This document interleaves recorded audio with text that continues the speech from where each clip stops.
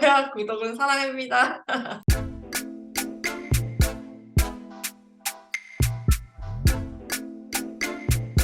본 영상은 결말을 포함하고 있으며 읽고 들어오시길 추천합니다. 좀 속도를 내서 마지막으로는 18장에 425페이지거든? 이제 얘네들이 다 셋이서 갈 길이 이제 정해지지. 헬름홀츠랑 버나드는 어떤 섬으로 파견이라고 해야 되나? 이사 가게 되고, 존의 경우도 이제 등대로 갈 준비를 하는데, 침묵이 흘렀다. 그들에게 닥친 슬픔에도 불구하고 그들의 슬픔은 서로 사랑한다는 증거였기 때문에 바로 그 슬픔으로 인해 세 젊은이는 행복했다. 이 부분이 처음으로 이 책에서 인간적인 부분으로 나온 곳 아닌가라는 생각이 들었어. 이전까지는 신세계의 모습이 되게 인간적이지 않고 차갑고 감정이 없고 기계화된 세상에 살아가는 사람들의 모습으로 느껴졌다면, 아니면 감정이 솟구치려고 할 때마다 억제하려고 하는 세상의 모습이었다면, 처음으로 이 장면이 그 세 명의 유대감과 그럼으로써 나타나는 행복감, 그거를 작가가 처음으로 표현해준 곳 아닌가라는 생각으로 되게 따뜻하게 읽혀서 같이 한번 보고 싶었네. 딱 하나 정말 인상 깊었던 문구가 음, 16장에 비참한 불행에 대한 과잉 보상에 비하면 현실적인 행복은 상당히 추악해 보입니다. 그리고 물론 안정이란 불안정만큼 그렇게 요란하진 않습니다. 만족한 상태는 불우한 환경에 대한 멋진 투쟁의 찬란함도 없고 유혹에 대한 저항, 그리고 격정이나 회의가 소용돌이치는 숙명적인 패배의 화려함도 전혀 없습니다. 행복이란 전혀 웅장하지 못하니까요. 왜 책을 숨겨놨냐 얘기하고 헬레몬츠가 이제 글을 쓴다면서 얘기를 하면서 약간 이 통제관이 생각하는 그 행복에 대한 정의와 그렇기 때문에 이 사회를 불행하지도 않게 그리고 그런 이제 아무것도 슬픈 감정을 느끼지 않는 만족한 상태로 유지하려는 저는 그런 의도가 여기에 있다고 생각해요. 무스타파 먼디가 생각하는 행복이 아닐까. 이거랑 좀 관련이 있는 것 같기도 한데 행복을 어떻게 해야 얻을 수 있는 건지 한번 얘기해보고 싶어 했었어. 이거는 정말 고대부터 많은 철학자들이 각각 다르게 정의를 내리기도 했고 이 세계관에서도 또 다른 정의이기도 하고 행복이라는 거를 어떻게 정의할 수 있는지 한번 얘기해보면 좋을 것 같다는 생각을 했었어요. 지금 이 행복이란 이야기를 시점으로 좀 감상평에 대한 이야기를 시작해 볼까? 적인 내용은 다 이야기를 했으니까 사실 이거에 대해서 나도 잠깐 감상평에 적어놓은 부분은 막 예전에 한창 그런 SNS라든지 그런 데에서 나도 본 것 같은데, 행복 지수를 이제 퍼센트로 나타낸 지표가 있더라고. 그래서 이제 첫 키스를 1로 봤을 때 책을 읽으면 독서를 하면 10이고 숙면 후의 아침은 한 35, 그다음에 이제 관계, 섹스가 55, 그다음에 마약이 한 150이래. 그러니까 마약이 압도적으로 좋긴 좋은가 봐. 그래서 사람들이 하나 본데, 그렇게 봤을 때 난 이 글에서 나오는 소마가 진짜 한 200 이상? 한 500? 500 정도이지 않을까라는 생각을 했었는데, 행복이라는 것은 나는 불행이 있을 때 행복을 난 느낀다고 생각을 하거든. 안타까운 걸 수도 있지만 그런 대비가 있을 때나 행복감을 더 많이 느낀다고 생각을 하기 때문에, 멋진 신세계에서 나타나는 되게 안정화된 사회 속에서는 그렇게 특별한 행복감은 느끼지 못할 것 같다는 생각은 되게 많이 했어. 그러니까 행복하긴 하겠지. 하루하루 잘 살아가고 안전하게 살아가고 뭐 무탈하면 행복할 테지만, 그런 행복이 아닌 우리가 해산의 고통으로 아이가 태어나서 그런 행복감? 가족이 구성원이 형성이 되고, 아니면은 뭐 공모전을 하느라 한 3일 밤 샌 다음에 그 다음날에 푹 자고 나서 일어난, 다 끝냈다. 나는 그런 행복감. 힘듦이 있었기 때문에 느껴지는 행복감이 난 되게 중요하다고 생각해서, 방금 이야기했었던 우리가 행복에 대해서 어떻게 생각하냐고 이야기했을 때 행복이랑 불행은 같이 간다. 그리고 불행이 있을 때 행복을 더 확실하게 느낄 수 있다. 라고는 생각이 드네. 건쟁이 말 중에 궁금한 게 있는데 아까 그 수치로 표현한다고 했던 게 음. 행복에 대한 수치인 거야? 아니면 쾌락에 대한 수치인 거야? 내가 찾아봤을 때는 행복지수였어. 쾌락이란 행복지수였어? 단어로는 찾진 않았고 행복지수로 했을 때 이 지표가 나왔어. 내가 물어봤던 이유는 아까 건재이가 말한 거는 되게 그냥 순간순간 모먼트에 대한 거 같았거든? 순간 모먼트는 어떻게 보면 쾌락에 더 가까운 거고 음, 이거는 그러니까 나의 표현이라기보다는 고대 철학자 아리스토텔레스가 한 말 중에서도 그러니까 쾌락이 있다고 행복으로 연결되는 건 아니라는 말을 한 거에 나 되게 공감을 많이 했었거든. 그래서 그 수치가 어떤 건지 좀 궁금했었고 그 사람 말에 의하면 그냥 쾌락이 순간순간이 모여서 행복이 되는 게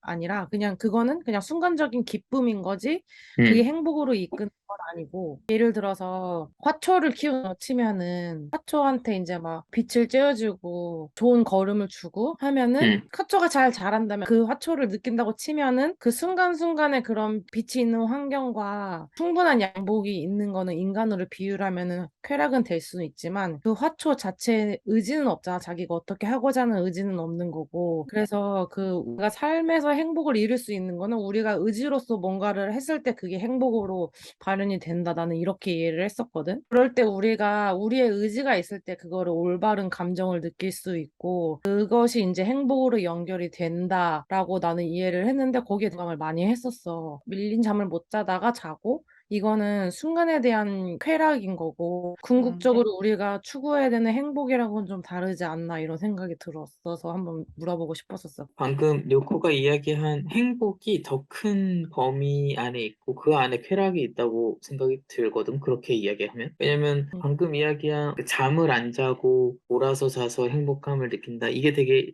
일차원적으로 느낄 수도 있지만 잠을 안 자는 것은 이 사람의 의지와 어떻게 보면 노력, 과정이 있었고 그 과정을 성취를 한 후 성과를 이뤄낸 그 결실로 행복감을 느낀다고 생각을 하거든. 그러니까 단순하게 난 오늘 안 잘 거야. 오늘부터 3일 안 자. 오늘 자야지.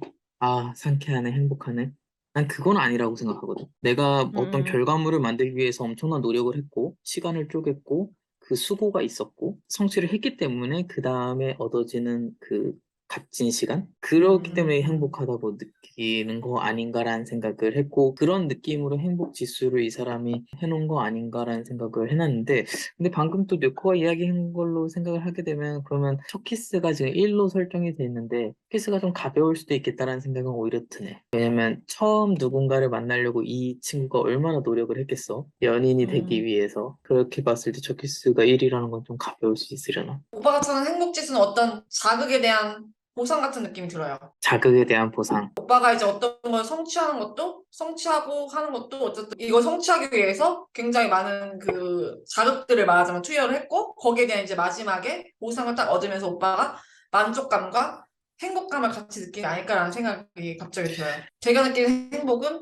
그런 과정도 있지만 과연 내가 똑같은 시간에 일어나서 똑같이 회사를 가고 아무 일 없이 회사를 퇴근하고 돌아와서 밥 먹고 다시 누워서 자고 이런 일상이 사람들은 지루하다고 얘기하는데 행복이라 봐야 한다고 이제 법륜 스님은 얘기했거든요. 이렇게 음, 똑같이 이게 안정이 된 상태가 행복이라 마찬가지다. 그런 거에서 따지면 결국 무스타파가 아까 얘기한 웅장하지 않은 행복도 행복인 거고 근데 과연 그 행복이 이 멋진 신세계에서 이기적으로 만들었을 때 그게 옳은 건가라는 생각을 저는 했거든요. 그러니까 이 모든 과정이 삶 속에 들어가고 이 과정 자체가 행복이 아닐까. 그리고 이 과정을 내가 느끼면서 하고자 하는 그 노력 있잖아요. 안정적인 상태로 내가 만들려고 마음도 비우고 뭐 누군가가 날 싫어해도 날 뭐 좋아하는 사람들도 많고 뭐 이런 책을 막 읽잖아요. 막 우리가 막 뭐 남을 뭐 어떻게 싫어하는 방법 뭐 이런 거 뭐 남에게 화를 잘 내는 방법 뭐 이런 거 그런 과정을 통해서 안정적인 상태를 만들어가는 그 모든 것이 다 행복 아닐까라는 생각을 혼자 해봤는데 잘 모르겠어요. 근데 지금 이 말은 방금 이야기했었던 하루하루가 평탄하고 안정한 삶의 전제는 불안정이 있을 때 난 안정하다고 생각이 들어. 그러니까요. 그게 대비가 되지 않는다면은 이 사람은 지금 자기의 삶이 안정한지도 모르지 않을까라는 생각이 들고 음, 지금 멋진 신세계에서 다루는 삶은 난 그 불안정을 이 사람들이 모른다라는 게 정말 행복할까?의 의문이 음, 드는 거고 지금 우리의 현실 세계에서는 그 불안정이 있기 때문에 안정한 삶이 나는 행복해질 수 있다라고 생각을 해.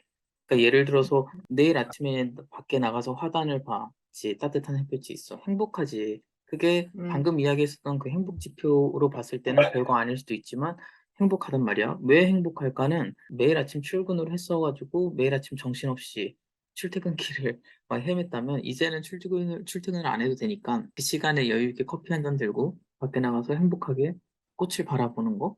난 이거는 출퇴근을 해봤기 때문에 이게 행복하다고 음, 난 느낄 것 같아. 약간 맞아요. 그런 느낌? 상대적이라는 거야, 그러면? 상대적. 상대적 나는 값이라는 행복은 그쵸, 거.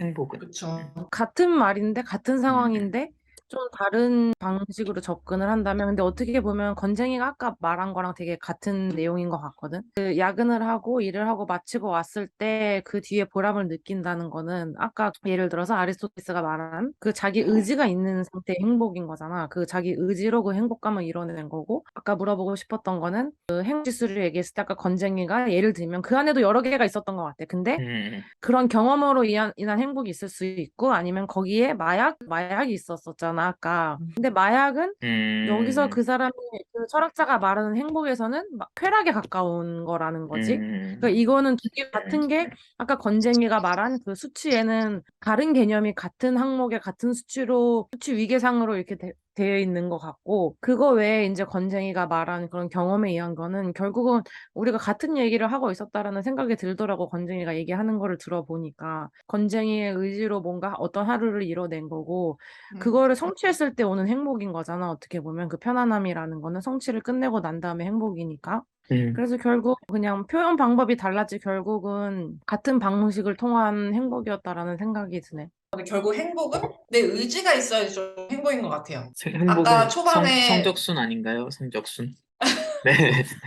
아까 얘기했듯이 내가 해야 할 일을 사랑하는 것과 내가 사랑하는 일을 해야 하는 것의 두 개의 문제의 차이는 오. 의지라고. 내 의지가 있고 내가 하는데 그 의지에 따라서 하는 게 결국 그게 행복이 아닐까? 뭐 약간 이런 생각이 갑자기 들었어요. 나도 방금 외노자 그 말이 사람이 계속 키포인트라고 생각해. 소출판사의 번역이 궁금한데 마지막에 무스타프랑 존이 막 이렇게 언쟁을 할 때 그 행복이라는 단어는 무스타프의 세계에 통제된 행복을 행복이라고 표현하는 것 같아. 네. 오히려 존은 마지막에 저는 불행할 권리를 원합니다라고 음, 해. 아, 그러니까 여기서 궁극적으로 추구하는 거는 행복을 추구하는 게 아니라 행복이든 불행이든 다 내가 누릴 수 있는 내 자아를 갖는 게 이 책의 주요인 것 같아. 행복이 사람의 무조건적인 가치관이 아니라 좀 전에 연호자가 얘기한 것처럼 행복이든 불행이든 내가 선택할 수 있는, 내가 누릴 수 있는 자의식이 있는 더 인간적으로 추구해야 될 가치가 아닌가 그런 얘기였던 것 같고 그래서 내가 생각하기에는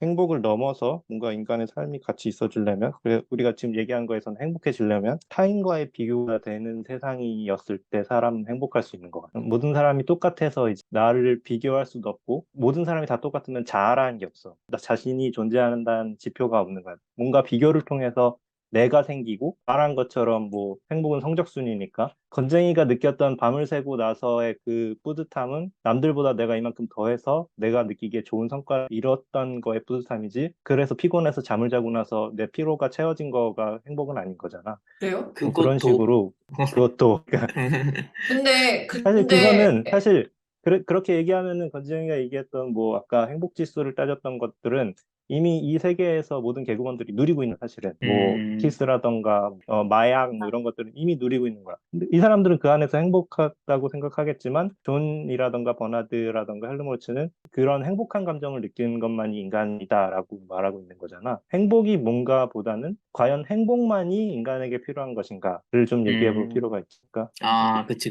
근데 행복은 그럼 남과의 비교를 통해서 나오는 게 근데 그러니까 나는 그게 행복이라고 표현하는 게 조금 안 맞다고 생각해. 행복이 아니라 음, 인간이 같이 있어지려면, 삶이 같이 음, 있어지고, 자기 자신의 나에 대한 뭔가 자의식이 생기려면, 결국은 타인이 있어야 되고, 그 음. 사람들과 뭐 비교든 교류든을 통해서 이 얽히고 설키는 게 있어야 내가 생기고, 그거에 대해서 소중함을 느끼게 되는 거다. 그런 메시지를 이 책에서 받은 것 같아. 방금 이 선택에 대한 이야기가 나와가지고 하나 이야기를 하면은 내가 읽은 책에서는 머리글에 31페이지에 그런 말이 나오거든. 인간은 선택을 하면 그에 대한 대가를 지불해야 한다. 난 이 음, 말을 읽고 맞아. 이 책의 완전 핵심 문장 아닌가라는 생각이 들었고 잔디 아빠가 이야기했었던 부분 그 인간과 인간이 만나는 거, 그 관계를 유지한다는 거 유지를 하면서 거기서부터 이제 행복이 발생한다는 그 이야기에 대해서는 감상평에다가 적어놓은 건 그 말이었어. 이제 아리스토텔레스가 그런 이야기를 하지. 인간은 사회적 동물이다. 지금 이 멋진 신세계에서는 이 사회적 동물, 유대감을 형성하지 않는 사회이기 때문에 여기서는 난 인간성이 없다라고 보거든. 그리고 우리의 사회에서는 인간성이 이 사회적 유대를 이어나가는 삶이기 때문에 거기에서는 당연히 사람들의 각자의 서사가 있는 거고 이제 거기서 나타나는 비교, 대조, 그런 것들로 인해서 행복감을 우리들이 누릴 수 있는 거 아닌가라는 생각을 하게 됐어. 어떻게 보면은 그런 사람들과의 비교가 되게 안 좋은 영향을 미칠 때도 많지만 반대로 그것을 통해서 우리가 또 행복감을 느끼기도 하지 않나라는 생각이 들고 그러잖아. 신이 사단을 만든 이유는 사단의 악의적인 표현들을 통해서 우리가 행복감을 느낄 수 있는 대비를 주기 위해서 이제 사단을 만들었다라는 이야기도 있듯이 뭐 그런 거 아닌가라는 생각을 좀 하게 되네. 근데 또 엡실론들이 안 행복한 게 아니잖아. 그들은 그냥 행복해. 이 사회 안에서 행복을 아는 그러니까 걸까라는 의문이 들었어. 다른 종류라고 생각을 했거든. 예를 어, 들면은 예를 들어서 뭐 염세주의에서 뭐 쇼펜하이머가 말하는 행복이라던가 그 행복을 사실 이거를 딱 뭐라고 정의를 할 수는 없는데 이미 여러 가지 행복에 대한 정의들이 있잖아. 그냥 이 책에서도 그냥 여러 가지 행복을 보여준다라는 생각이 들었었어. 우리가 행복해지기 음, 위해서는 뭔가를 성취를 할 수도 있지만 어차피 우리는 성취한 거를 다 가질 수 없기 때문에 가질 수 없는 기대치를 낮추는 밖에 다른 방법이라고 말하는 게 어떻게 보면은 그 염세주의적인 시각이고 쇼펜하우어가 말하는 방식이고 이 멋진 신세계에서 말하는 행복과 같다는 나는 느낌이 들었었거든. 음, 이 엡실론들은 원하는 게 없어. 그래서 그들은 불행하지도 않고 오히려 굳이 따지자면 행복에 더 가까운 거고. 매너자가 말한 거랑 비슷한 것 같아. 예를 들어서 뭐 소유하지 않아서 행복할 수도 있는 건 거잖아. 그치. 그런 것처럼 우리가 원하는 게 없으면은 어떻게 보면은 거기서 더 행복감을 얻을 수 있는 거거든. 그게 이 사회에서 말하는 것 같아. 그냥 그 쇼펜하우어가 말하는 그런 개념이 그 멋진 신세계에서 말하는 행복인가 하는 그런 생각이 들기도 했었어, 나는. 행복에 대한 기준이 다른 걸 가지고 존이 말하는 것과 이름? 그 무스타파? 무스타파 몬드? 무스타프몬드. 그런 다른 관점을 가지고 대립을 하고 있구나라는 생각이 음. 들더라고. 결과적으로 그 둘은 똑같이 행복을 추구해. 근데 어떻게 음, 추구하는가는 대립을 보여준다고 생각을 했었어, 나는. 근데 무스타파는 그 음. 행복을 알고 있지만 자기가 통제자로서 포기한 거고. 밑에 있는 사람, 이제 본인은 포기를 하고 밑에 있는 사람들한테는 그 행복권을 주지 않은 거 아닌가라는 생각을 했었는데. 저는 무스타파 몬드가 그 행복을 내가 이거를 과학자로서 계속 파고들 권리를 포기하면서 사회를 위해 희생한다는 거잖아요. 그게 무스타파의 행복인 거죠. 무스타파의 행복이라기보다는 그 구성원들 행복감을 충족시켜주면은 정말 뭐 쿠데타가 일어나든 혁명이 맞아. 일어나든 그들이 원하는 걸 쟁취하려고 하는 거잖아. 근데 이 사회를 통제하는 수단으로 그들을 다 행복하게 만들어 준 거지. 그렇기 때문에 그들이 음, 통제가 되는 거지. 나는 우리의 사회에서 바라봤을 때는 저런 엡실론들이 행복하지 않을 거야라는 생각이 들지만 엡실론들의 삶에서는 행복할 수도 있겠다. 왜냐면 나는 그런 거였거든. 우리가 밥만 먹어. 밥을 먹으니까 행복해. 하지만 밥이 맛있진 않잖아. 더 맛있는 음식들이 있잖아. 더 맛있는 음식들을 주지 않고 밥만 계속 줘서 밥을 먹는 걸로 행복감을 느끼는 그 정도의 삶이 엡실론의 삶 아닌가라는 생각이 들었거든. 무스타파는 음, 밥 이외에 더 맛있는 음식을 제공해주진 않았지. 그러니까 행복의 수치가 상당히 낮았던 거 아닌가라는 생각이 들었어. 이 통제되는 삶. 그들은 이미 행복하다고 표현이 되어 있는 것 같고, 그치, 그 밥은 높은 먹으니까. 계급을 그들은 원하지 않아. 그리고 음, 그 높은 계급에 있는 사람들을 오히려 불행하다고 생각을 하잖아. 더 많은 음. 것들을 해야 되고, 더 힘든 일을 해야 그치. 되고, 자기들은 이런 노동이 자기들이 더 행복하게 사는 방법이라고 생각을 하고, 오히려 심지어 다른 계급에 있는 사람을 한심하게까지 보기도 하잖아. 그래서 그렇게 다 통제가 되고, 그 통제를 할 수 있는 기본 조건이 그들의 행복감을 충족해줬기 때문이라고 생각이 들었던 것 같아. 지금 원문에서 그 여기서 행복이라는 단어를 어떻게 표현할지가 좀 궁금하긴 한데 한글로 번역된 두 회사의 그 책에서 행복이라는 거는 분명히 세계 사람들한테 강제적으로 이렇게 제공된 행복을 말하는 것 같아요. 인간의 가치라든가 뭐 이런 게 아니고 더 중요한 그 이상의 상위 가치가 아니라 이렇게 제공된, 통제된 안락한 뭔가 긍정적인 생각 이런 것들을 행복이라고 해놓은 것 같아. 근데 이 얘기를 들으면서 이 모두가 말하는 그 입실론 계급이나 뭐 무스타파 몬드 계급이나 뭐 이런 군상들은 다 지금에도 존재하는 것 같아요. 지금 딱 그렇지, 그 그렇지. 질문 하려고 했었는데, 나 이 책 읽으면서 지금의 삶이랑 별반 다른 거 없는데? 라는 생각 음, 많이 음. 들었거든, 솔직히. 그러니까, 여기도 그게 사실 소름 뭐 끼치는 거지.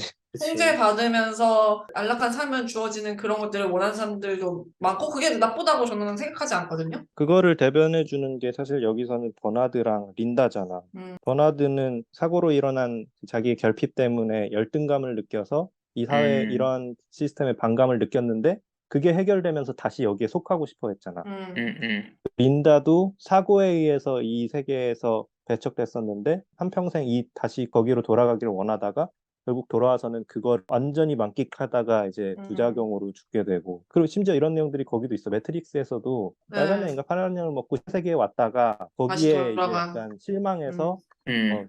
그 주인공들을 배신하고 다시 원래 매트릭스로 돌아갔다고 하는 사람이 나오잖아. 맞아, 그러니까 맞아. 이런 걸로 봤을 때 행복의 가치는 분명히 축소된 의미에서 어떤 사람한테는 그게 가장 행복일 수도 있는 거고, 사실 그러네. 그거를 모든 게 배제된 삶을 살아보지 못한 우리는 이게 어떻게 사람의 삶이야라고 말하는 거고, 그 차이 아닐까? 진짜 이 소설이 진짜 놀라운 거는 뭔가 이런 세계관을 만들어 놓고, 사실 드라마가 엄청 극적이고 막 드라마틱하고 이러진 않잖아. 맞아. 이 세계를 여기 등장하는 인물들의 각각의 시선에서 굉장히 다채롭게 속속들이 표현을 해준 것 같아. 모든 걸 알고도 뭔가 통제하는 사람도 있고, 어떤 사람도 결핍에 의해서 그 시스템의 허점을 알게 된 사람도 있고, 다 갖고 있지만 깨어난 지식으로 이렇게 뭔가 각성하는 사람도 있고, 아니면 계속 순응하려는 사람도 있고, 인물들의 각각의 위치와 성격이나 생각을 통해서 이 세계를 설명하려 했다는 그 시도가 되게 신선하고, 그 시대에 쓰여진 소설이 맞나 싶을 정도로 되게 재밌게 잘 읽은 것 같아. 그니까 맞아요. 진짜